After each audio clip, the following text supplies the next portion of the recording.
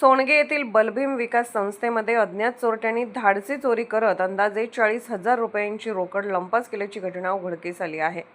ही चोरी मध्यरात्रीच्या सुमारास झाल्याचा अंदाज व्यक्त केला जात असून या घटनेमुळे परिसरात खळबळ उडाली आहे। घटनेची माहिती मिळताच मुरगुड पोलीस ठाण्याच्या API क्रांती पाटील यांनी सहकाऱ्यांसह घटनास्थळी भेट देऊन पाहणी केली। संस्थेतील चोरी नेमकी कशी झाली याचा तपास पोलिसांकडून सुरू असून परिसरातील माहिती व CCTV फुटेजची पडताळणी केली जात आहे।